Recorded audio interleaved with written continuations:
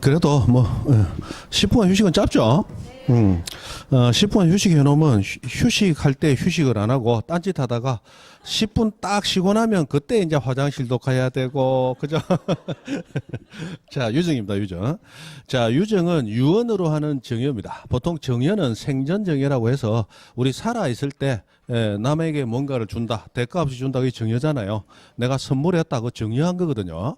그런데 내가 살아 있을 때 이 말은 했지만 주겠다. 그러나 실제로 언제 네가 가져가느냐? 내 죽으면 가져가라. 그게 뭐예요? 유정이라고 하는 거예요. 유정. 근데 유정은 다시 두 가지로 나뉩니다. 자, 내 죽으면 이거 네 가져가라. 그게 이제 특정했죠. 특정 유정이고, 내 죽으면 내 전 재산 다 가져가라. 또는 내 전 재산의 뭐 50%를 가져가라. 이런 식으로 비율적으로 전부에서 가져가라 하게 되면 포괄적으로 여러 개가 넘어가겠죠. 포괄 유정이라고 부릅니다. 자, 어쨌든 유정은 유언으로 하는 정여로서 이 유정의 효력은 유언자가 뭐 해야 사망해야 효력이 발생하게 됩니다. 유언자 사망해야 효력이 발생해요. 그리고 유언자가 사망하기 전에는 어떠한 효력도 없습니다.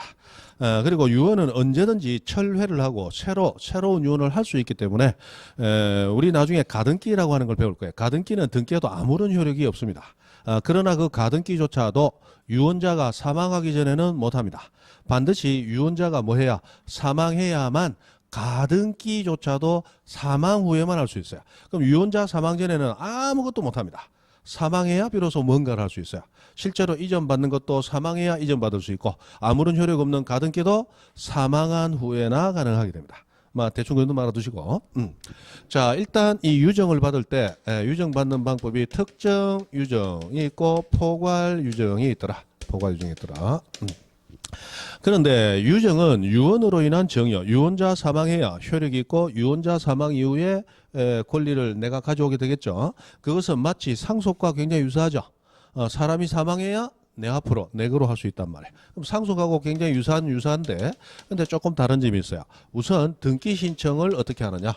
자, 우리 상속은 등기 없이 권리 취득했는데 언젠가는 처분하기 위해서 등기해야 되겠죠. 등기할 때 원래 권리자였던 그분은 사망하고 존재하지 않으므로 넘겨받는 권리자만으로 신청하게 된다. 단독 신청이었죠. 그 단독 신청이었어요. 그러면 유정도 유언자 사망 이후에 이루어지니까 원래 권리자는 사망했죠. 그럼 단독 신청해야 될 것 같은데 안 해요. 이건 공동 신청한다. 굉장히 좀 특이하죠. 공동 신청이에요. 그러면 돌아가신 분 뭐 무덤에서 꺼내야 됩니까? 안 해요. 그런 건 아니고 뭐 돌아가신 분 어떻게 처리를 잘해서 중국 영화 나오듯이 이마에 뭐 붙이고 이리 그렇게 오는 것도 아니고 유정으로 인해서 이전 등기 등을 할 때는 자, 일단 유언으로 정의를 했어요. 그러면 그 유언자가 사망함으로써 유언의 효력도 발생하겠지만 그 유언자의 배우자나 자녀들은 유언자 사망이 아니고 피상속인 사망이죠. 그러면 상속의 효력과 유언의 효력은 동시에 발생하게 된다 이 말이에요. 그죠? 그런데 자, 상속할 때 법정 상속분 정해놓은 이유가 뭐겠어요? 싸우지 말라고. 맞죠? 법이 상속분을 정해놨단 말이에요. 그런데 유언으로 정의해가지고 자, 내 죽으면 이거는 앞집 김장 줘라 이랬더라. 예를 들어서. 그러면 남아있는 배우자와 자식들은 야, 우리 아버지 좋은 일 하고 가셨네 한다. 아무래도 저 유언하실 때는 치하고 매하고 왔다 갔다 했다. 뭔가 정신 상태를 의심하게 된단 말이에요. 남한테 주겠다 못 주겠다. 못 주겠다. 그렇게 나올 가능성이 많아요. 즉 상속인의 이익과 충돌할 가능성이 많단 말이에요. 그래서 유정이 있었을 때 그 유정으로 인한 등기들은 그 유언자의 생전 의사를 존중해서 유언자의 의사대로 집행되도록 하기 위해서 별도의 제3자 유언 집행자라는 사람을 등장시킵니다. 그래서 그 유언 집행자가 누구를 대신해서 유언자를 대신해서 마무리를 다 해요. 그래서 유언자는 가시고 없지만 유언자를 대신해서 누가 유언 집행자라는 사람이 등장해서 앞집 김영한테 이전 넣게 해주고 그런 거 다 처리해 주는 거예요. 그래서 무슨 신청? 공동 신청합니다. 공동 신청. 사람은 사망하고 없지만 유언 집행자가 등장해서 무슨 신청? 공동 신청하게 돼요. 공동 신청. 그 다음에 이 권리 변동 시기가 어떻게 되느냐? 권리 변동 시기. 자, 우리 상속은 법률 규정에 의한 물권 변동으로서 피상속인 사망하면 등기 없이도 소유권이 넘어가죠. 그런데 상속은 포괄승계 사유입니다. 그럼 우리 민법 187조 얘기하는 상속과 같은 포괄승계 사유들은 모두 등기 없이 권리 변동해요. 그러면 포괄승계, 상속, 합병, 포괄유정이 있었죠? 그런 것들 모두 뭐 없이 등기 없이 권리 취득의 효력이 발생합니다. 상속은 피상속인 사망했을 때, 포괄유정은 유언자가 사망했을 때, 유언자가 사망했을 때. 합병은 합병 등기라는 게 된답니다. 합병 등기는 부동산 등기부의 등기가 아니고 법인 등기부에서 이루어져요. 그래서 부동산 등기부에는 등기 안 해도 합병 등기라는 별도의 등기가 이루어지면 부동산 소유권은 당연히 넘어가게 됩니다. 그런데 자, 특정 유정은 포괄승계이다 아니다. 포괄승계 안 해요. 포괄승계는 상속, 합병, 포괄유정, 요게 포괄승계야. 그럼 특정 유정은 특정승계란 말이야. 특정승계. 그래서 이거는 등기해야 권리 취득의 효력이 발생하게 됩니다. 그래서 특정 유정은 넘겨받는 자, 수정자, 정여를 받은 자, 수정자 명의로 뭐 해야? 등기해야 그때 권리가 넘어가게 됩니다. 그래서 앞집 김양이 유정을 받았는데 내 재산 2분의 1 가져가라 이래 됐다. 그럼 미등기 부동산이 있더라. 미등기 부동산. 그럼 언제 권리자가 됩니까? 유언자가 사망하자 말자. 근데 내 죽으면 동구 밖에 저 논 두마지기 그거 앞집 김양 줘라. 그거 언제 가져가게 돼요? 등기해야 맞죠? 등기해야 가져가게 됩니다. 그래서 그렇게 된다는 거예요. 그렇게 됩니다. 그래서 유언은 숨겨서 몰래 하는 거예요. 절대 드러내면 안 됩니다. 내 죽으면 저 동구 밖에 논 두마지기 김양 줘라 이리 유언했다. 그럼 김양은 그 유언을 알게 됐다. 만약 공개했다. 알게 되면 아침마다 쌍화차에다 계란 노른자 동동 띄어서 갖다 주겠죠. 맞죠? 혹시 마음 바뀌어서 안 준다 하면 안 되니까 가져올 거 아니야. 그죠? 가져오는데 아침에 나올 때마다 자꾸만 그 영감님하고 마주치더라. 그래 묻고 뭐 하는 거 가만히 봤더니 산에 운동하러 다니더라. 이 잘못하면 내보다 더 오래 살겠다. 내보다 더 오래 살면 내 받는다 못 받는다? 못 받잖아. 그러니까 이제 아침에 계란 노른자 안에다가 주사기로 우리 얘기하는 청산가리를 쪼매시 넣어서 이제 빨리 보내야 되는 거야. 문제인지 알죠? 그리고 그 유언이 드러났다. 그럼 앞집 김양뿐만이 아니고 집에 남아있는 배우자는 이거 못 잡아먹어서 그죠? 아침에 눈 떴다고 이제 두들 패는 거야. 맞죠? 맞잖아. 자식이라고 가만히 있겠어요? 자식이라고 가만히 있겠냐 말이야. 자식이라고 가만히 안 있죠. 잠 좀 잘라면 아버지 좀 일나 벗어 얘기 좀 합시다. 앞집 김양이 도대체 뭐 해주길래 우리 물 것도 없는데 지금 넘준다고 그래 샀는겨 이러면서 막 달아들 거 아니야. 그러니까 유언은 상대방 없는 단독행위로 민법에서 얘기하잖아. 상대방 없는 단독행위로 살짝이 몰래 해놓는 거예요. 그래 하는 거다. 자, 그래서 유정은 기본적으로 이렇게 되는데, 자, 유정에서는 시험에 나올 만한 게 조금 됩니다. 자, 우선 넘어가 보시면 290페이지에 중간에 양가로 4번 등기 신청 절차 해가지고 오른쪽 가로 1번 유정의 목적 부동산이 등기되어 있느냐, 오른쪽 가로 2번 유정의 목적 부동산이 미등기되어 있느냐라는 것에 따라서 조금 달라지게 됩니다. 달라지게 돼요.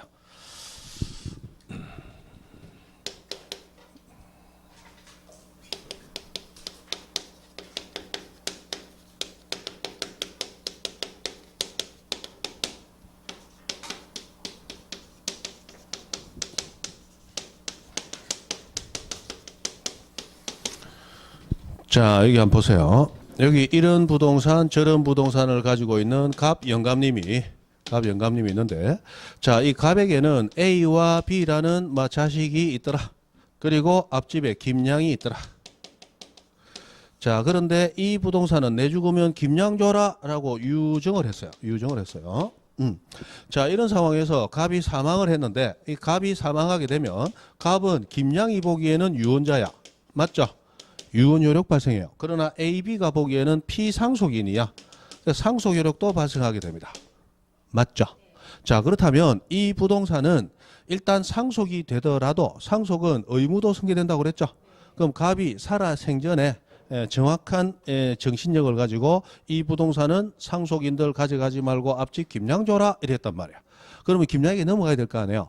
그러면 넘어가기 위해서 상속 등기를 거쳐서 김양에게 가도록 할 것이냐, 상속 등기 거치지 아니하고 바로 가도록 할 것이냐. 이제 여기 문제가 되더라는 거야. 바로 유언과 상속은 동시 효력 발생이니까 바로 가져갈 것이냐, 상속 거쳐서 가져갈 것이냐, 이런 문제가 발생하다는 거야.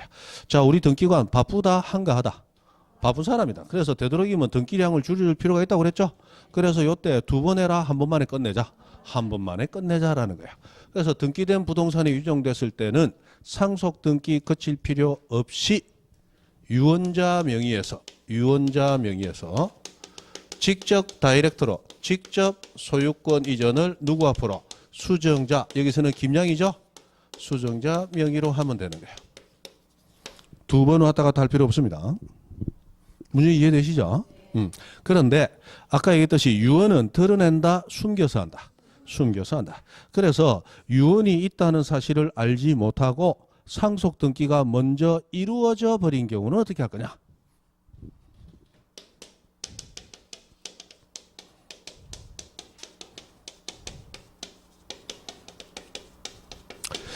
자, 이 경우에 상속 등기 돼 있는 것을 상속 등기 할 필요 없이 유언자 명의에서 바로 수정자 명의로 가면 된다 했으니까 굳이 상속 등기를 말소해서 다시 유언자 명의로 돌려놓고 이전 등기 한다면 말소 등기 한 번, 이전 등기 한 번, 두 번 해야 되잖아. 그런데 이미 상속 등기가 돼버린 상태라면 굳이 말소 등기 할 필요 없이 바로 어쨌든 김양 명의로 가기만 하면 안 되나 하고 이전 등기 하게 되면 한 번만에 끝날 수 있겠죠.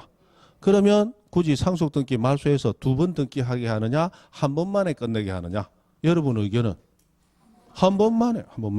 그래서 상속 등기가 이미 된 경우에는 이미 격려된 상속 등기를 말소할 필요 없이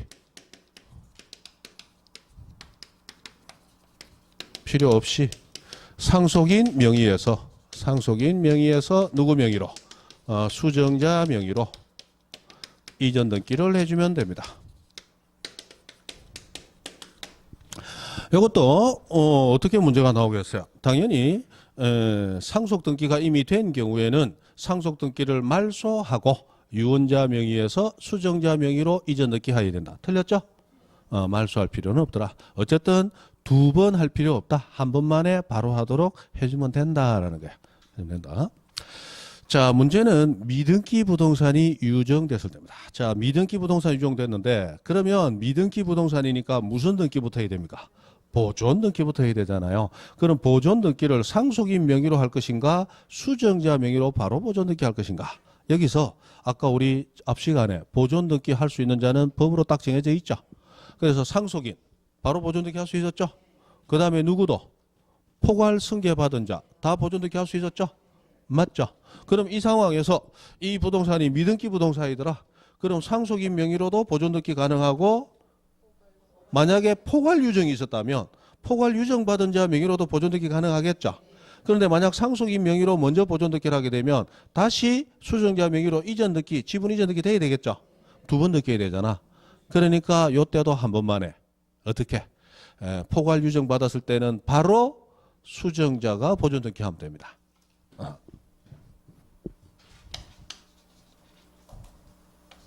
한 번만에 끝낼 수 있도록 해준다는 거예요.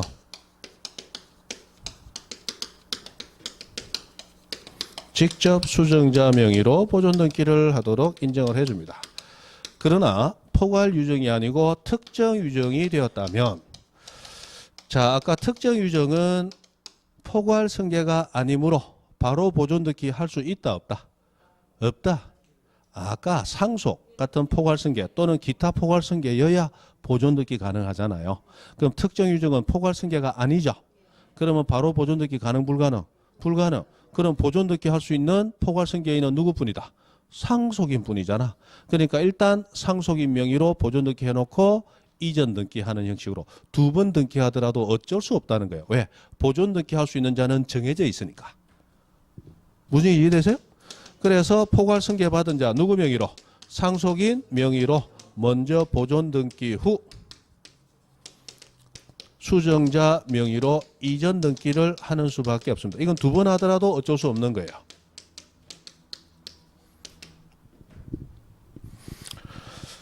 해서 막 요것들이 왔다 갔다 하면서 한 번씩 나오는 경우가 있습니다.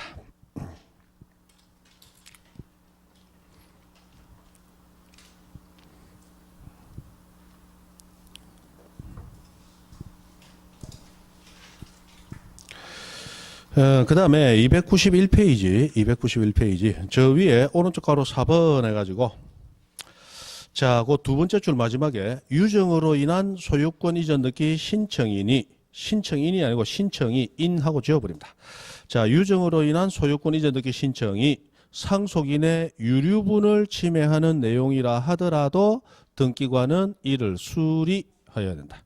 그 줄 하나 끊었습니다. 자, 등기관이 가지는 심사권은 실질 심사권입니까? 형식적 심사권입니까? 형식적 심사권이에요. 이 형식적 심사권은 당사자가 제출한 자료만 가지고 절차적인 적법성만 심사를 하게 됩니다. 그래서 실체관계의 적법성, 이 법률 행위가 유효인가 무효인가 이런 거 따지는 심사권 있다 없다? 없다. 서류 심사로 거친다고 그랬죠. 맞죠? 그래서 자, 상속인의 유류분을 침해한다 했는데 유류분이라고 하는 내용, 유류분은 침해할 수 없는 상속분을 유류분이라고 부릅니다. 침해할 수 없는 상속분. 그러면 자식이 둘이면 1대1, 만약에 재산이 2억 있다면 1억 1억씩 가져가는 게 법이 정한 상속분이죠. 맞죠? 근데 우리 옛날에 드라마 같은 거 보면 큰 놈이 애 많이 미기고 성질이 좀 안 좋더라. 그러면 아버지께서 뭘 합니까? 내 이놈 너한테는 한 푼도 안 물려줄 거야. 이런 얘기 하는 거 있죠. 거짓말입니다. 그 사기예요. 한 푼도 안 줄 수 없습니다. 뭐 때문에? 유류분이라는 게 있어서. 내가 받을 상속분의 직계비속 같은 경우는 절반. 그거는 법적으로 침해할 수가 없어요. 니한테 안 줄 거다. 내 처사람한테 싹 다 줘버려야지.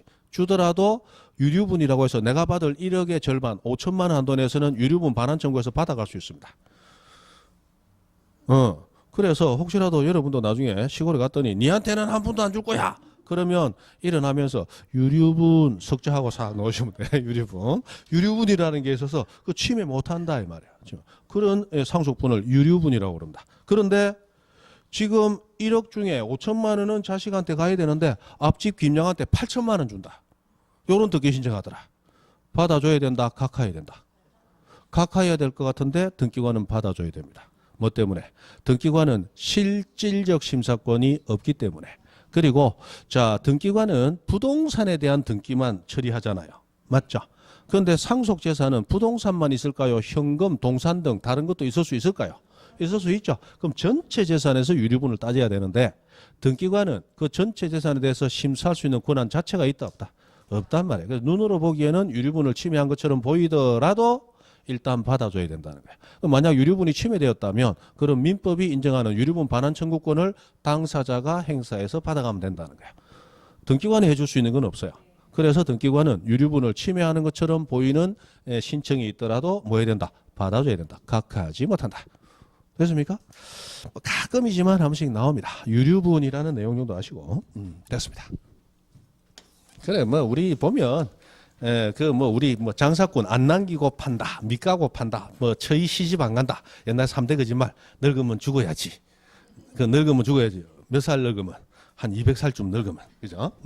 근데 요즘은 그게 아니고 드라마가 하는 3대 거짓말 중에 하나 뭐 있다. 너한테는 한 푼도 안 줄 거야. 줘야 돼.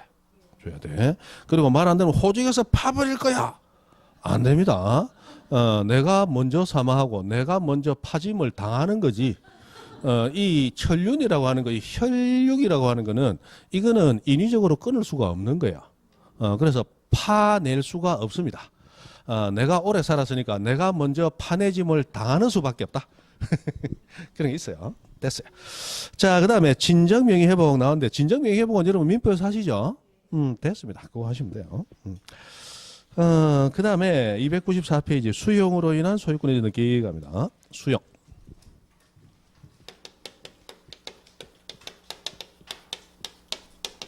자, 수용은 아까 봤듯이 원시 취득입니다. 그래서 원시 취득이므로 수용은 원래 무슨 등기해야 됩니까? 보존 등기를 해야 되는 거예요. 그러나 원시 취득이지만 등기된 부동산을 수용했을 때는 아까 무슨 등기 하더라? 소유권 이전 등기를 한다고 그랬죠. 미등기 부동산 수용했을 때는 보존 등기 합니다. 그러면 등기된 부동산은 왜 이전 등기 하느냐? 그거 원시 취득인데도 불구하고 등기관의 업무 편의를 위해서 그런 거예요. 예를 들어서 도로를 만들기 위해서 한 500필지 토지를 수용을 했습니다. 그건 만약에 수용이니까 보존 등기를 해야 된다면 등기부가 다 만들어지잖아요. 근데 등기부는 1부동산 1기록이죠. 그런데 기존에 한 500필지 중에 못해도 450필지 이상 다 등기돼 있단 말이야. 등기부 있죠. 그 상태에서 보존 넣기 하면 돼요, 안 돼? 안 돼. 그러니까 뭐부터 해야 됩니까? 기존의 등기부를 전부 없애는 절차를 먼저 밟고 등기부를 없애놓고 보존 넣기를 또 새로 하고 들어가야 됩니다. 등기관은 살아있다 벌써 죽어붙다. 벌써 죽어붙다. 등기관의 업무량을 줄여줄 필요가 있는 거예요.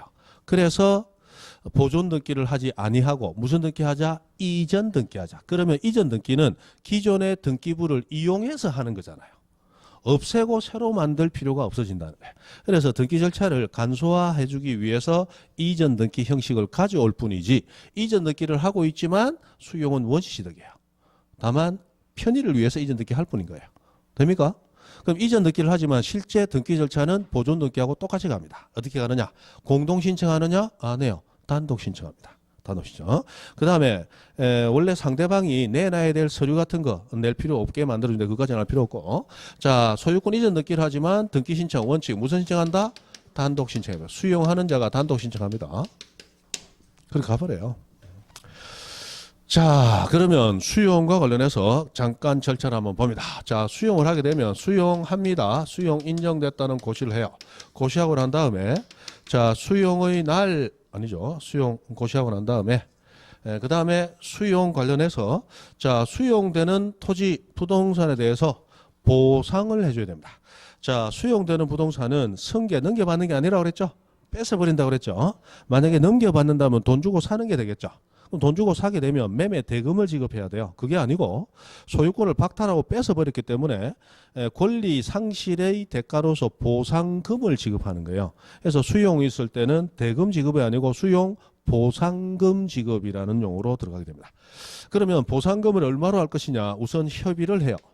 협의가 이루어지지 않으면 그러면 관할 토지수용위원회가 강제적으로 결정을 내리는데 이 토지수용위원회가 내리는 결정을 재결이라고 부릅니다. 그래서 협의가 이루어지면 협의로 인해서 협의가 이루어지지 않으면 재결로 인해서 강제적으로 수용을 하게 되는 거예요. 자 그리고 언젠가 수용의 날 또는 수용의 개시일 또는 수용의 시기라고 부르는 날이 옵니다. 똑같은 날이에요. 용어를 이렇게 다르게 하는데 자 우리 수용도 공용징수이기 때문에 민법 187조 등기 없이 권리취득하죠. 그럼 언제 등기 없이 권리취득하느냐? 바로 요날 등기 없이 권리취득의 효력이 발생합니다. 그러나 등기 없이 권리취득했더라도 처분하기 위해서는 언젠가는 등기를 해야 되죠.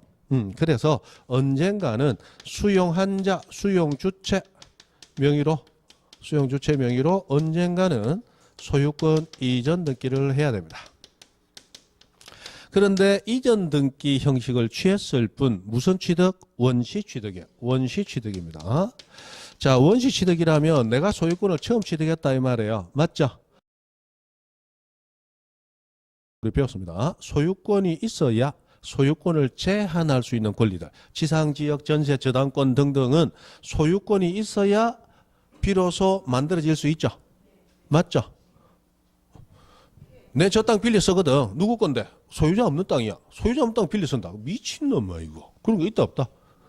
없잖아. 맞죠? 내가 저 사람한테 돈 빌려주고 돈 안 갚으면 저 땅 넘기기로 내가 저당권 설정해놨지. 저거 누구 건데? 저 주인 없는 땅이야. 미친놈아 이거. 있을 수 없단 말이야. 그래서 지상지역, 전세권, 저당권, 임차권 모두 소유권을 전제로 해서만 나올 수 있는 권리야. 맞죠? 소유권 없으면 다른 권리 있을 수가 없거든. 자, 그러면 원시 취득했단 말이에요. 원시 취득했으니까 이제 소유권 처음 생겼어요. 그럼 이제부터 다른 권리는 생길 가능성을 가지는 거죠. 그런데 이미 옛날부터 존재했던 부동산의 등기부를 이용해서 이전 등기를 할 뿐이죠. 그럼 옛날에 있었던 지상권, 지역권, 전세권, 저당권, 경매, 압류, 가압류 막 있을 수 있잖아요. 나 그거 인정한다 못한다? 인정 못하지. 내가 지금 소유권 처음 가졌는데 맞죠? 원래는 등기부도 처음 만들어야 되는데 이용을 했을 뿐이잖아. 그러니까 등기부상 존재하던 모든 권리 나 인정한다 못한다? 못한다. 당연히 말소가 돼야 됩니다. 이거 말소는 등기법이 등기관에 의해서 직권 말소되도록 정해놨다 이 말이에요.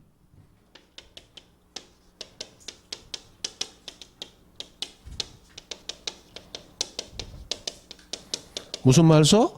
직권 말소하도록 정해놨다. 직권 말소하도록 정해놨어요. 그런데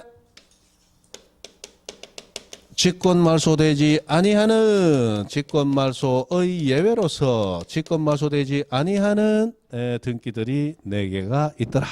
당연히 수용에서는 이 직권말소 안 되는 것들이 뭐가 있느냐. 이게 가장 핵심 출제사항입니다. 핵심 출제사항. 자, 첫 번째 수용의 날 이전부터 존재했던 이전의 소유권에 관한 그것이 보존이든 이전이든 이건 놔둡니다. 그 다음에 두 번째 수용의 날 이전의 상속을 원인으로 수용의 날 이후에 기재된 소유권 이전 등기 요건 놔둡니다. 그 다음에 세 번째 수용되는 부동산을 위하여 존재하는 지역권 중에서도 요역지 지역권 등기는 놔둡니다.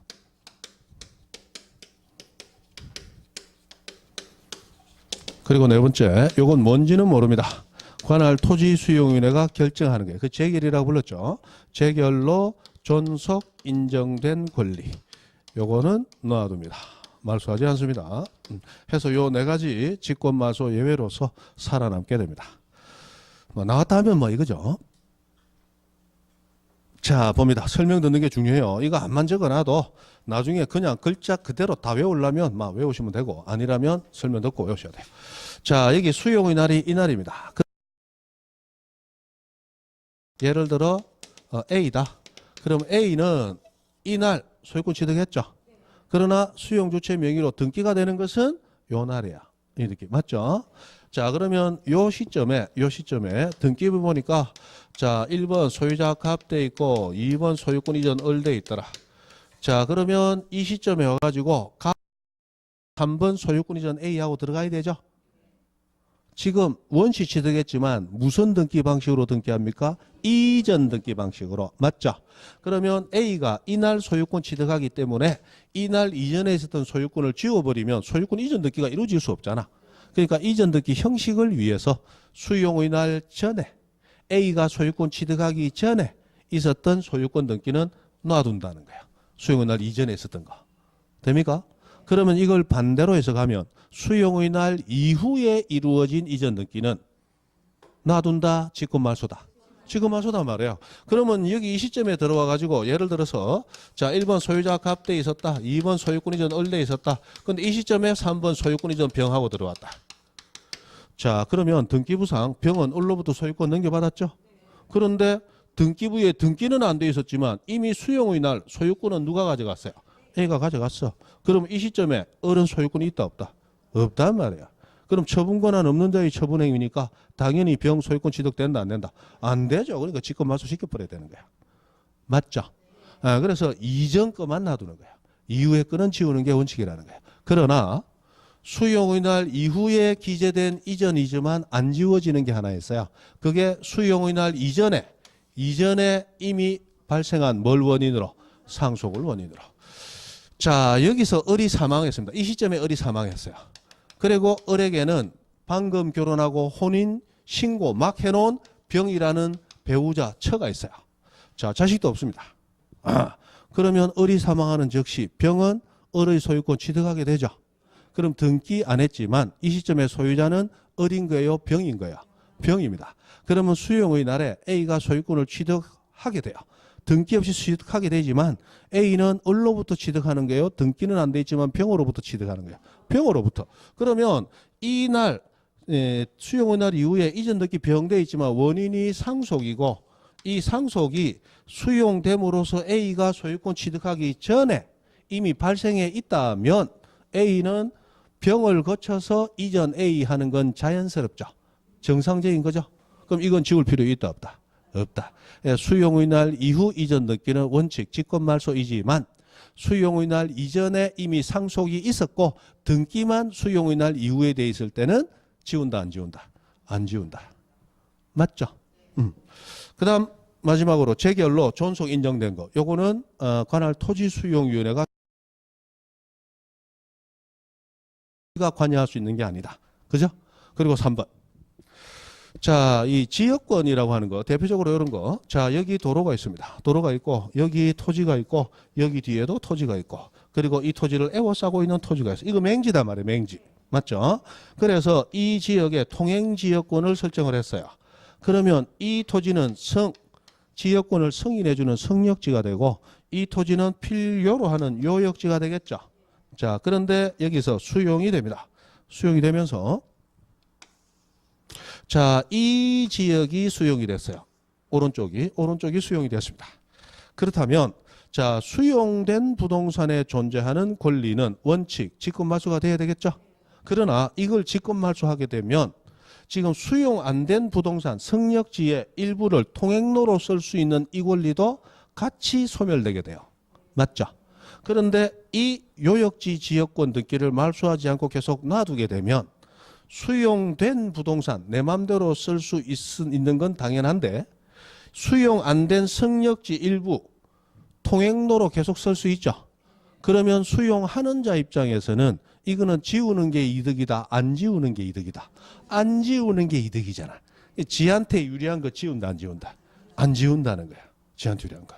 자, 수용은 우리 개인적인 입장에 생각하면 안 돼요. 수용은 공공의 용도로 쓰기 위해서 징수하는 거야.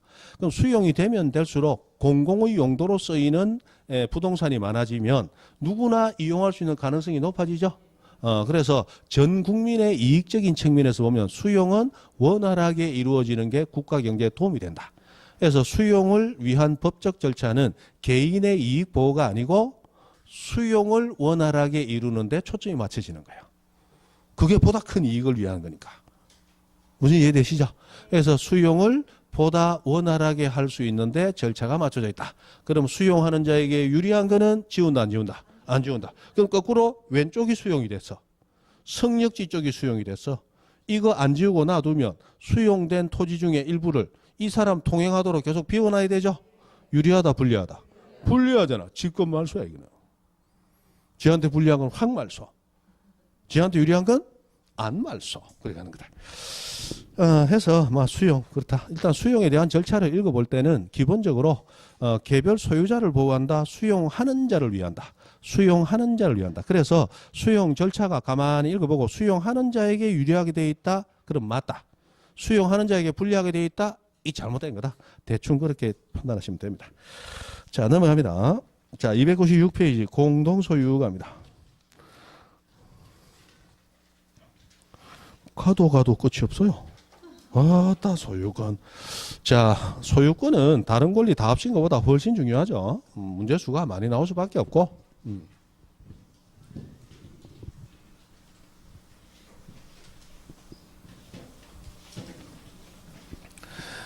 자, 공동소유.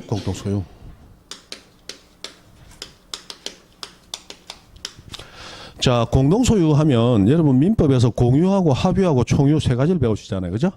그러나 민법에서 총유라는 공동소유 형태가 있지만 등기법에서 총유 등기라는 공동소유 등기는 없습니다. 없고 등기법에서는 공유하고 합유 두 가지만 배우시면 돼요. 공유하고 합유하고 두 가지만 배우시면 돼요. 총유라는 건 없어요. 총유는 민법에서 법인 아닌 사단의 구성원, 그걸 줄여서 사원이라고 얘기하죠. 이 사원들이 법인 아닌 사단의 소유물들을 어떻게 보존하고 관리하고 이용하느냐라는 관계를 다루기 때문에 사원 여러 명의 관계를 다뤄. 그래서 공동소유로 다룹니다. 그러나 법인 아닌 사단이 부동산을 취득하고 등기를 할 때는 그 사원들 여러 명 명의로 등기하는 게 아니고 법인 아닌 사단 그 단체 명의로 등기를 해버려요. 그럼 단체는 그 단체 하나밖에 없죠. 그럼 등기는 단독 소유로 등기가 돼버립니다. 그래서 총유, 공동소유 등기라는 건 없어요. 그래서 민법에서만 총유 다루고 등기법에서 총유라는 거 없다.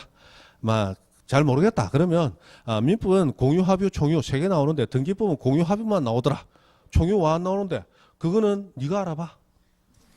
무슨 말인지 됐죠? 그러면 됩니다. 자, 그러면 공유하고 합유하고 나오는데 이 공유와 합유는 대표적인 차이점이 공유는 굉장히 자유로운 공동소유 관계고 합유는 단체성이 일부 가미되어 있죠. 그래서 합유는 자유롭지는 못합니다. 자, 그래서 공유는 이 자유로운 지분 가지고 지분 처분도 자유롭죠. 근데 합유도 지분은 있어요. 문제는 지분이 등기되는가 여부가 다릅니다. 자, 공유는 지분이 등기됩니다. 그런데 합유는 지분이 존재하지만 등기되지 않는다 라고 해서 대표적인 차이점을 가집니다. 대표적인 차이점을 가져요. 자, 이 차이점 때문에 그 다음이 완전히 달라지게 됩니다. 자, 공유는 지분이 등기되기 때문에 공유 지분 이전 등기 된다 안 된다? 됩니다. 지분 자체가 등기되어 있으므로 그 이전 등기도 돼요. 합유는 안 됩니다. 왜? 지분 자체가 등기가 안 돼 있으니까. 그러므로 자, 지분 이전 등기가 가능하다면 등기하기 전에 미리 하는 가등기라고 하는 것도 공유는 가능합니다. 그러나 합유는 불가능합니다. 왜? 지분 자체가 등기되어 있잖아요. 가등기 뭔지 모르지만 지분 자체가 등기 안 돼 있는데 등기 안 된 지분을 가등기로서 등기부에 기재할 수 있느냐? 안 된다. 그냥 무조건 우리 생각하시면 돼.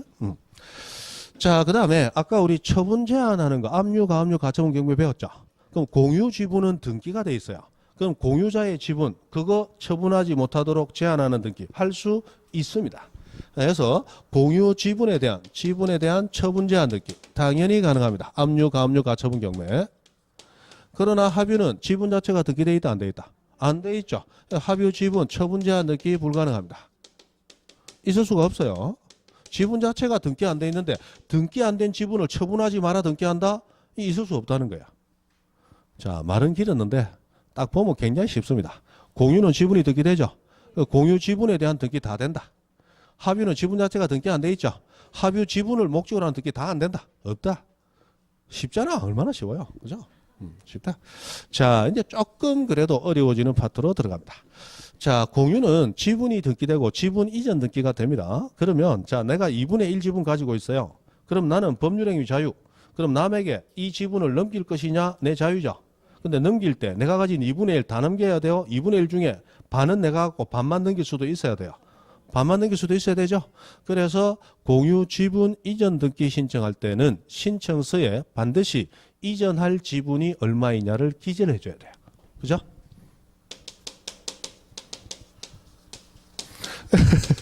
뭐 어렵다고 다 지분 이전 등기가 되니까 이전 등기할 때 얼마 지분 넘기느냐 지분 기재하라 하는데 당연하지. 맞죠? 지분 기재하라 하는데 당연하지. 합유 지분은 이전 등기 자체 된다 안 된다? 안 되죠. 그럼 신청서에 이전되는 지분이 얼마인지 기재할 필요 있다 없다? 없다. 지분 기재할 필요가 없어요. 대신에 합유는 소유자는 여러 명입니다. 권리자는 여러 명이에요. 그 여러 명이 등기가 돼 있는데 지분이 등기가 안 돼 있고 요거는 공유가 아니고 합유입니다라고 가르쳐는 줘야 된다는 거예요. 그래서 합유라는 뜻은 기재해야 된다. 합유라는 뜻은 기재해야 돼요. 여러분 민법상 조합이라는 용어 민법에서 들으셨어요? 조합. 자, 조합 계약이라는 계약이 있습니다. 여러분 그 민법에 14개 유명 계약 해가지고 우리는 매매, 교환, 임대차만 배우잖아요. 근데 그거 말고 뭐 사용대차도 있고 위임도 있고 뭐 조합도 있고 도급도 있고 뭐 그런 이름들 좀 들어보신 적은 있죠. 여러 가지 계약은 있어요. 그중에 우리는 3개만 배울 뿐이다. 자, 그러면 조합 계약이라는 계약도 있어요. 조합 계약은 여러 명이 공동으로 금전, 기타, 노무 등을 투자를 하는 거야. 출자해가지고 공동으로 사업을 경영해서 이윤을 분배하자는 계약이 조합 계약입니다. 그럼 쉽게 얘기하면 동업하자는 계약이다 이 말이에요.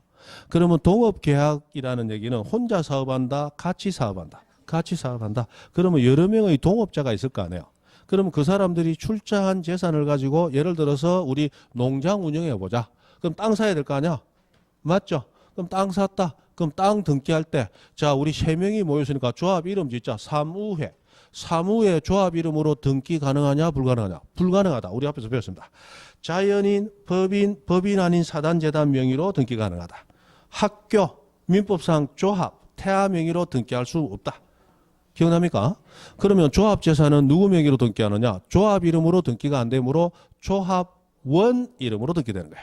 그러면 동업자가 A, B, C가 있다. A, B, C 세 사람 명의로 등기해야 된단 말이에요. 그래서 조합이라고 하는 거. 조합이 공동소유하는 걸 합유라고 부르고 합유도 공동소유단 말이에요. 소유자가 여러 명이니까. 그러면 여기 보니까 1번 소유자 값 돼 있더라. 2번 소유권 이전해놓고 을병정 돼 있고 3분의 1, 3분의 1, 3분의 1 듣게 돼 있더라. 이거 공유일까요? 합유일까요?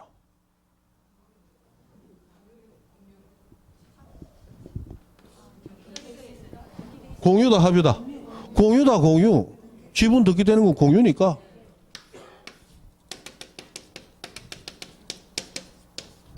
끝. 이거 공유다 합유다.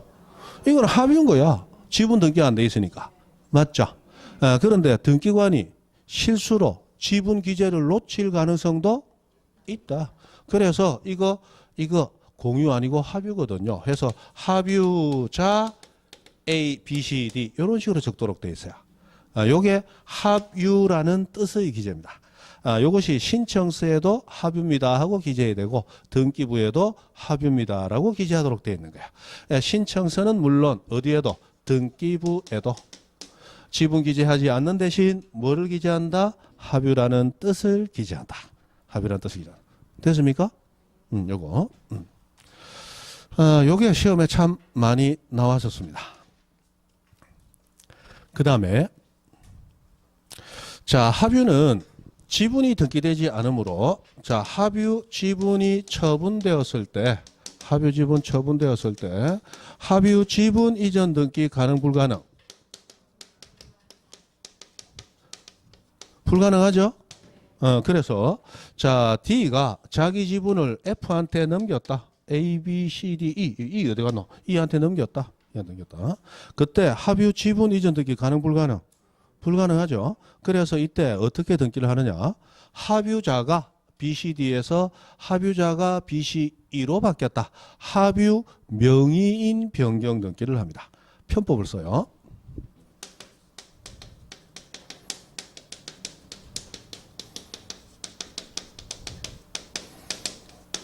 합유 명의인 변경 등기를 하도록 되어 있습니다. 공유자가 바뀌면 당연히 공유 지분 이전 등기 하면 되겠죠.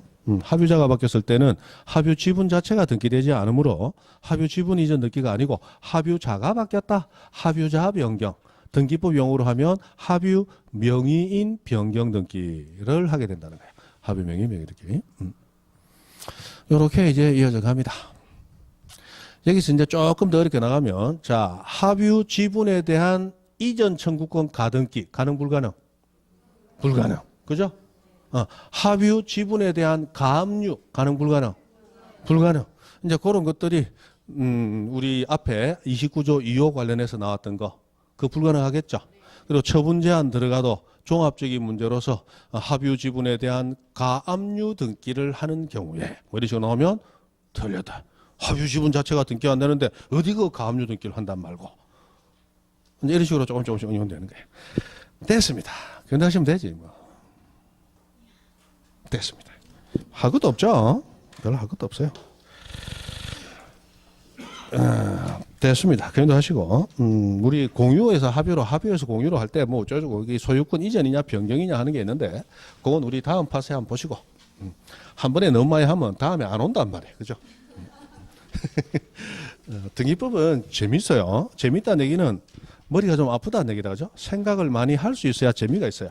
보면 안다? 재미없다?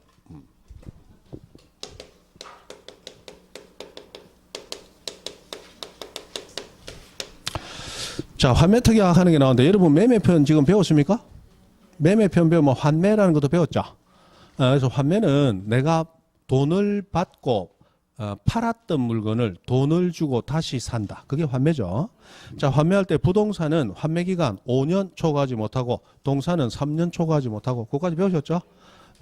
자, 그러면 여기 부동산 하나 있습니다. 자, 갑이라는 사람이 을이라는 사람에게 매매해서 소유권을 넘겼어요. 그런데 지금 갑은 돈이 필요해서 이 집을 팔지만 반드시 이 집을 다시 사고 싶어요. 그럼 나중에 내가 다시 사야지 하고 지금 팔기만 했다. 나중에 1000배 만배를 줘도 을이 못 팔겠다 하면 못 삽니다. 맞죠?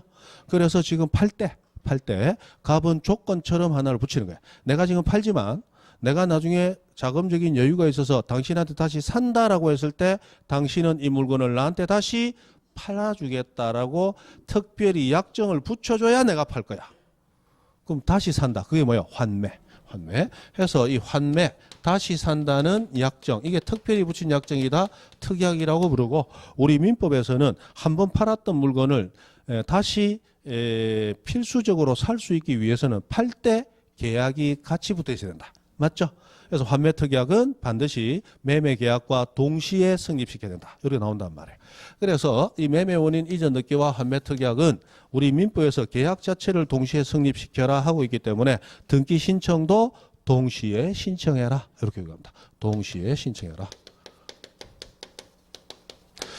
그러나 신청은 별개의 건이기 때문에 한 건으로 신청하는 게 아니고 두 건으로 신청해라. 왜?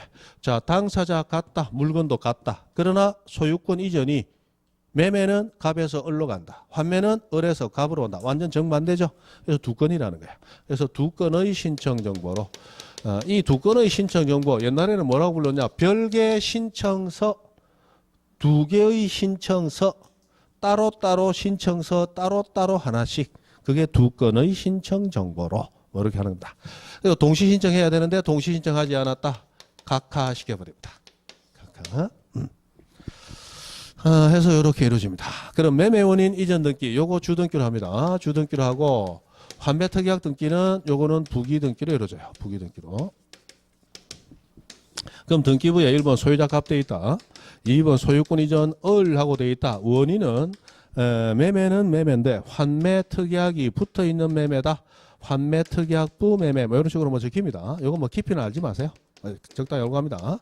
자, 그리고 나서 이 특약이 있었다는 사실, 이 특약은 몇 년 안에 할 것이냐 뭐 이런 거 필요하죠. 그래서 이 특약의 내용을 등기를 합니다. 2-1 하고 등기 들어요. 그래서 환매 특약하고 들어요. 환매 특약. 자, 이 환매 특약을 하게 될 때 5년의 기간 약정했다면 5년 동안 부동산 가격은 변동할 수 있겠죠? 그러면 5년 뒤에 살 때 갑은 5년 뒤 당시 시가대로 사야 될까요? 아니요. 환매는 처음에 매매 계약할 당시 그 매매 가액 맞죠? 그 매매 가액 그거를 부담하면 됩니다. 기본적으로 매매 가액. 그래서 지금 5억에 사고 팔았다. 나중에 5년 지나니까 10억 됐다. 갑은 얼마 주면 사고 판다? 5억만 주면 사고할 수 있어요. 그리고 그 5억이라는 원래 매매 대금 이외에 원래 매매 계약할 때든 계약 비용이 있다면 그 계약 비용까지 지불하면 살 수 있다. 예를 들어 계약하는데 뭐 공정 받았다, 뭐 비용 150만 원 들었다. 그럼 5억 150만 원 주고 살 수 있는 거야. 나중에 10억이 되더라도. 그래서 환매 특약할 때 자, 매매 대금 5억 그리고 매매할 때든 계약 비용 100만 원이면 100만 원. 요거 반드시 적어주도록 되어 있습니다. 요게 환매 특약 등기 신청할 때 필요적 기재사항이야. 필요적. 요거 누락되면 등기인증 각하되는데 옛날에는 뭐 요거 정도까지는 시험에 나온 적이 좀 많았었는데 요즘 잘 안 나오니까 뭐 일단 지난데 요거 두 가지는 반드시 적어야 돼요. 왜? 요 돈만 주면 다시 살 수 있으니까. 다시 살 수 있으니까. 그래서 처음에 환매 배우면 막 배우는 사람들 환장을 하죠. 앞으로 내 물건 팔 때 환매 특약 반드시 붙여야지. 근데 그건 내만 생각하는 거야. 물건 사는 사람 환매 특약 붙이작한다. 나중에 돈이 올라도 지금 가격으로 사갈 수 있어야 판다 그런다. 들어봐서 안 산다. 산다 안 산다? 안 산다. 그죠? 안 산다. 누가 살 거야. 그죠? 그래서 환매는 실제로 매매계약의 특약으로서 붙이지만 매매계약의 특약으로서보다는 담보수단으로 많이 이용된다. 그런 얘기 들으셨죠? 담보수단으로. 그래서 갑은 을은 이 물건을 가져와 가지고 그동안 이 환매하는 동안 이 물건을 사용하는 이익을 누리게 되잖아요. 맞죠? 그 사용 이익을 누리게 되고 갑은 이 돈을 받았을 때 그 돈으로부터 생기는 이자를 활용할 수 있죠. 이자하고 사용 이익하고 우리 하는 말로 쌤쌤이 상계를 하게 되는 거예요. 그죠? 자, 됐습니다. 환매 특약 연도하시고. 자, 이 환매 특약하고 하는데 특약하고 나온 등기는 무슨 등기를 한다? 부기 등기. 그러면 우리 아직 안 배웠지만 각종 특약의 등기, 각종 약정의 등기하고 나오는 것은 등기부에 등기할 때는 모두 부기 등기로 합니다. 그러면 공유물 분할 금지 약정했다. 등기하려고 한다. 무슨 등기로 등기를 한다? 부기 등기. 됐죠? 각종 특약, 각종 약정하고 나오는 등기는 다 부기 등기로 합니다. 옛날에는 이 환매 특약 관련해서 뭐 환매권 이전 등기는 부기 등기로 한다. 뭐 이런 게 하고 뭐 여러 가지 있었는데 일단은 넘어갑니다. 다음에 시간 되면 한번 보고. 잘 안 나오니까. 자, 303페이지 신탁. 신탁. 이 신탁법이 이 전면 개정된 것이 한 8년, 9년 그 정도 됩니다. 그리고 나서 이 신탁에 대한 문제가 끊임없이 나오다가 근래 몇 년 조금 쉬고 있습니다. 주춤. 신탁. 자, 믿을 신, 탁하고 맡겨. 신탁. 믿고 탁하고 맡겨. 그게 신탁이야. 신탁. 그죠? 김 새었다. 지금 50분인데 꼬라지 보이 50분 안 마실 것 같다. 그죠? 10분만 더 합니다. 아, 네, 10분 더 하고. 자, 신탁. 믿고 맡긴다. 이 신탁이에요. 신탁. 자, 여기 부동산이 하나 있습니다. 자, 이 부동산 소유자 갑입니다. 자, 갑이라는 사람이 부동산 취득은 잘하는데 관리를 잘 못하더라. 그래서 관리 잘하는 사람에게 이걸 맡기고 싶다. 그래서 을이라는 사람을 끌어들여요. 그래서 관리권을 넘겨주고 관리인 뒀더니 이거 임차인들하고 이 분쟁이 자꾸 일어나서 이 도저히 이 관리를 못하겠단다. 왜? 힘이 없다. 이 관리인 네가 무시라고 와서 사사건건 간섭이고. 그래서 갑은 을에게 아예 소유권 자체를 넘겨버립니다. 소유권 자체. 네가 소유자로서 힘을 가지고 관리 좀 해줘. 그래서 소유권을 넘겨버리는 거야. 그런데 그냥 주는 거예요? 아니야. 관리하라고 소유권을 넘기는 거야. 그래서 원인이 돈 받고 파는 매매도 아니고 교환도 아니고 증여도 아니고 믿고 맡긴다. 신탁을 원인으로 하는 이전 듣기를 해주는 거야. 신탁을 원인으로 하는.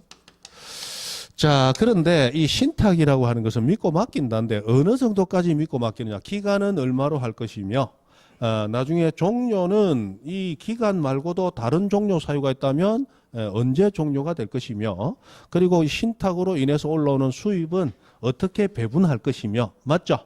이런 여러 가지 문제가 있을 거단 말이에요. 그리고 이 수탁자, 이 관리인이 관리할 수 있는 권한, 순전히 관리권만 있을 것인가? 이 부동산을 처분하고 보다 좋은 부동산을 취득할 수 있는 처분권까지 취득을 시킬 것인가? 이런 게 공시될 필요가 있다는 거예요. 그래서 하는 것이 무슨 등기? 신탁 등기라고 하는 거예요. 그러면 신탁이라는 말이 두 번 나와. 자, 소유권 이전이든 뭐 전세권을 이전해 주든 전세권 관리해 주세요. 전세권 이전해 줄 수도 있어요. 자, 이렇게 이전해 주는데 이 신탁을 원인으로 한다 할 때 원인으로서의 신탁하고 실제로 신탁의 내용이 뭐냐를 등기하는 그 신탁하고 이 신탁 등기는 신탁의 내용을 등기하는 거야. 위에 있는 신탁은 소유권 이전의 원인이 신탁이라고만 하는 단순 명칭만 나올 뿐이에요. 문제 이해되세요? 자, 그러면 갑은 위탁자, 을은 수탁자라고 부릅니다. 수탁자. 위탁 받았단 말이죠. 자, 그런데 수탁받은 을이 이익을 취득해서 일부는 자기 수수료로 가져갈 수 있을 것이고 나머지는 갑에게 줄 수도 있고 A에게 줄 수도 있겠죠. 계약에 따라 다르잖아. 여러분도 나중에 돈 많이 생겼다. 그러면 신탁해놓고 여기서 생기는 이익 중에 10%는 네 수수료 가져가고 90%는 우리 연제구에 존재하는 열심히 공부하고 싶지만 경제 사정이 좀 불우한 애들 장학금으로 줘라. 그러면 그 돈은 엉뚱한 학생들이 받아가게 되잖아. 그 사람들은 신탁 계약의 당사자는 아니지만 이익은 받죠. 그런 사람을 수익자라고 부른다. 수익자. 이거 어디서 많이 본 것 같지 않아요? 제3자를 위한 계약에서 요약자, 낙약자, 수익자가 비슷하죠. 그런 구조를 가졌어요. 자, 어쨌든 이 수익자는 계약의 당사자는 아니지만 계약으로 인해서 이익은 받고 있는 사람이에요. 그죠? 자, 이렇게 돼 있는데 자, 신탁 원인 이전 등기는 당연히 공동 신청합니다. 위탁자와 수탁자가 권리에 관한 등기니까 이때 신탁 등기는 어떻게 신청하느냐? 요건 수탁자가 단독 신청하도록 돼 있습니다. 그러면 신탁 등기는 어떻게 기재가 되느냐? 이렇게 기재가 돼요. 자, 처음에 소유자가 갑이었어요. 그리고 소유권 이전 을하고 이루어졌는데 원인이 뭐예요? 신탁. 맞죠? 그리고 신탁의 약정이 등기가 돼야 되는데 그걸 신탁 등기라고 부릅니다. 그럼 신탁 등기하고 들어와요. 그런데 신탁의 내용은 양이 많겠죠?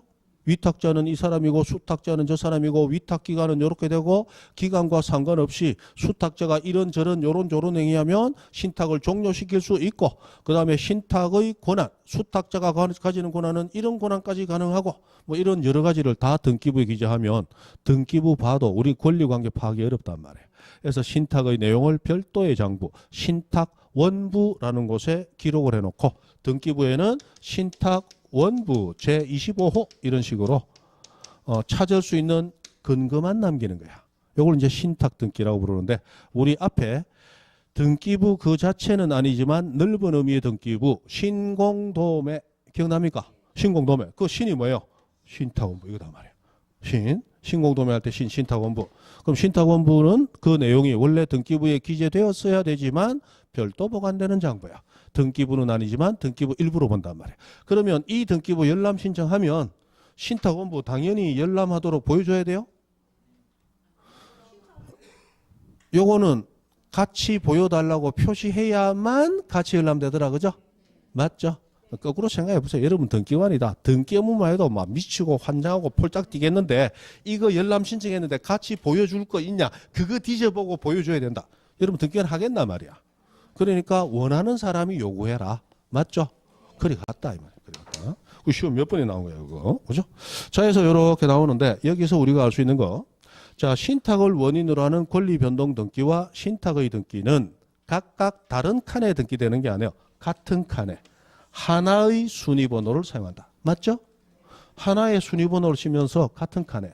말하자면 이거 2층이 아니야. 2층이 아니고 여기가 아래층, 여기는 복층이야. 2층짜리 건물이 아니야. 단층인데 복층으로 나눴을 뿐이야. 신탁 원인 이전 등기와 신탁 등기는 하나의 순위번호를 씁니다. 아까 소유권 이전 환매, 소유권 이전 등기, 환매 특약 등기는 각각 다른 칸에 등기했죠. 그러나 요 등기는 하나의 순위번호를 사용한다. 그리고 신탁 원인 이전 등기와 신탁 등기 당연히 동시 신청하라. 신청하라. 근데 신청할 때 한 건의 신청 정보로 즉 신청서 한 장으로 같이 신청한다. 동시 신청 한 건. 환매는 동시 신청 두 건. 신탁은 동시 신청 한 건. 환매는 동시 신청 두 건. 신탁은 동시 신청 한 건. 왜 그리 입 아프게 저렇게 자꾸 반복을 할까? 자주 나온다 이 말이에요. 그죠? 자주 나온다. 동시 신청 한 건. 신탁 동시 신청 한 건. 외워놓습니다. 자, 그런데 여기서 이 신탁 원인 이전 등기와 신탁 등기는 요거는 두 사람이 공동 신청하되 신탁 등기는 수탁자가 단독 신청하도록 돼 있죠. 그런데 동시 신청해야 돼. 그런데 수탁자가 단독 신청 안 하더라. 그러면 위에 소유권 이전 원인 신탁 조그맣게만 등기되고 신탁의 구체적인 내용은 등기가 안 되겠죠. 그러면 위탁자가 좀 불안하죠. 또는 수익자도 좀 불안할 수 있죠. 그래서 수탁자가 단독 신청해야 될 신탁 등기를 단독 신청하지 아니할 때에는 누가 위탁자 또는 이익 보는 수익자가 수탁자를 뭐하여 대위하여 신청할 수 있도록 하고 있고, 그러면 이 사람이 같이 신청을 단독 신청해 준다면 동시 신청 가능할 거예요. 근데 이 사람이 신청하지 않아서 대위에서 대신 신청하는 이 경우에는 동시 신청 가능하다 불가능하다? 불가능하기 때문에 대위 신청하는 경우는 동시 신청할 필요가 없다라고 이때는 예외를 인정을 해줍니다. 됩니까? 그 다음에 이 신탁 원인 이전 등기와 신탁 등기 요 두 등기는 아까 얘기했지만 하나의 순위번호를 사용한다. 그죠?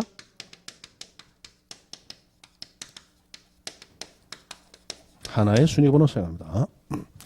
자, 여기서 신탁하고 나오면 요거 동시 신청 한 건 하나의 순위번호 사용. 그 다음에 신탁 등기 수탁자가 단독 신청하되 단독 신청하지 않으면 대위 신청. 요것들은 공식처럼 적용됩니다. 다시. 자, 신탁이 종료됐습니다. 그러면 수탁자 명의에서 위탁자 명의로 다시 이전 등기가 되면서 신탁의 말소 등기해야 되겠죠? 맞죠? 동시 신청 한 건. 동시 신청 한 건. 됐습니까? 말소 등기 단독 신청하지 않는다면 대위 신청. 됐습니까? 자, 을이 너무 바빠. 그래서 자신이 관리를 못 해주겠어. 그래서 병이라는 사람에게 다시 신탁받은 재산을 다시 신탁한다? 재신탁했습니다. 재신탁 이전 등기하면서 이거 신탁된 거니까 신탁 등기해야 되겠죠? 맞습니까? 요것도 동시 신청 한 건. 동시 신청 한 건. 그리고 신탁 등기. 여기서 수탁자가 단독 신청해야 돼. 단독 신청하지 않는다면 똑같아. 위탁자 수익자가 대위 신청. 그리고 이 두 개 신청은 동시 신청. 그럼 다시 자, 신탁과 관련해서 등기한다. 동시 신청 한 건. 바로 가든 두 번째 갔든 돌아가든 동시 신청 한 건. 됐습니까? 바로 갔든 한 번 더 갔든 다시 돌아오든 신탁이든 신탁 말소든 수탁자 단독 신청 하지 않는다면 위탁자 수익자가 대위신청 항상 공식처럼 적용된다. 됐죠? 자, 여러분 갑니다. 을 혼자한테 재산 다 맡겨놓으니까 불안하더라. 그래서 을뿐만이 아니고 A 플러스 B까지 해서 3명을 수탁자로 앉혔다. 수인의 수탁자가 있더라. 그럼 수탁자 여러 명은 소유권 이전을 받았어요. 그럼 단독 소유하는 거예요? 공동 소유하는 거예요? 공동 소유. 이거 공유인가 합유인가? 합유가 됩니다. 합유. 이거 공유로 하면 이거 합유로 한 이유는 뭐겠어요? 혼자한테 맡겨놓으니까 불안해서 맞죠? 이름한테 맡겨놓은 거잖아. 근데 공유로 하게 되면 공유는 지분 처분 자유롭다. 그러니까 지분 나눠줄 테니까 자유롭게 팔아먹고 토끼라. 이게 공유단 말이야. 그러니까 공유하지 말고 합유해가지고 합유는 자기 마음대로 한다. 의결체 해가지고 자기들끼리 의결해서 해야 된다. 의결해서 해야 되죠? 공동사업 경영하듯이.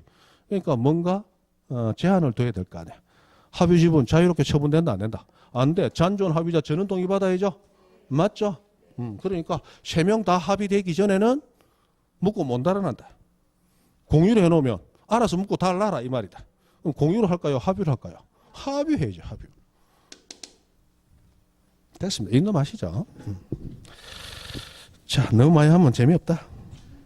자, 307페이지. 소유권 이외의 등기 절차. 좀 쉬었다가 2주 쉬었다가 그죠? 2주 쉬었다가 다음 주에 오면 마지막까지 다 끝나게 됩니다. 오늘 했던 부분 보존 등기부터 해서 중요한 부분들 많으니까 꼭 한번 보시고 오늘은 여기까지입니다. 수고했습니다.